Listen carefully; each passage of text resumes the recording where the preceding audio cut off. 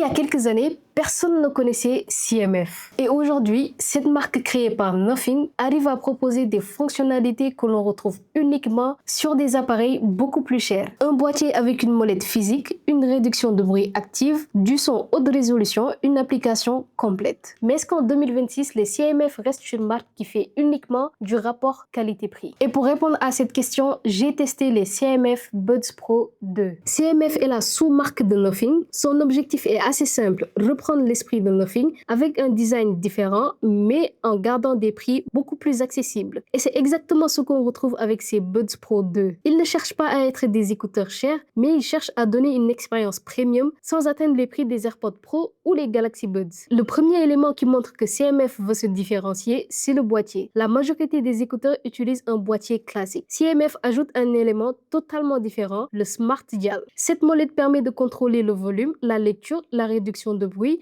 ou certaines fonctions selon la personnalisation choisie dans l'application Nothing X. C'est un détail, mais c'est exactement le genre de choses qui donne une identité au produit. À l'intérieur, CMF utilise une architecture avec 2 haut-parleurs par écouteur, un driver de 11 mm pour les basses et un tweeter de 6 mm pour les aigus. Le résultat est un son plus équilibré qu'un simple écouteur monodriver. On retrouve aussi une certification audio haute définition avec le support LDAC. Et ça te permettra de profiter d'une meilleure qualité sonore avec les appareils compatibles. Les Buds Pro 2 proposent une réduction de bruit active hybride annoncée jusqu'à 52 décibels. Que vous soyez dans les transports, au bureau ou dans un environnement bruyant, l'objectif est clairement de rivaliser avec les modèles beaucoup plus chers. On retrouve aussi le mode transparence, l'audio spatial, le mode jeu qui te permettra d'avoir de faibles latences, la connexion à multipoint, 6 microphones HD pour les appels. Là où beaucoup de marques abandonnent leurs produits après l'achat, CMF continue l'expérience avec Nothing X. On peut personnaliser les contrôles, régler les égalisateurs, modifier le comportement de la molette, activer certaines fonctions audio et adapter le son à ses préférences. Côté batterie, CMF annonce jusqu'à 43 heures avec le boîtier lorsque l'ANC est désactivé. Avec la réduction de bruit activée, l'autonomie descend, mais reste suffisant pour une journée d'utilisation classique. Le plus intéressant avec ces CMF, ce n'est clairement pas sa fiche technique. Et c'est là qu'une marque récente arrive à proposer une identité. Avec la molette, le design, les fonctionnalités, CMF ne cherche pas seulement à vendre moins cher, mais elle veut proposer une autre façon d'utiliser la technologie. En 2026, la question ce n'est plus est-ce que CMF rivalise avec les grandes marques, mais la vraie question c'est que est-ce que les grandes marques vont laisser autant de fonctionnalités aux marques les plus accessibles. C'était tout pour cette vidéo. Si vous avez aimé la vidéo, n'hésitez pas à vous abonner à ma chaîne, d'appuyer sur le pouce bleu et surtout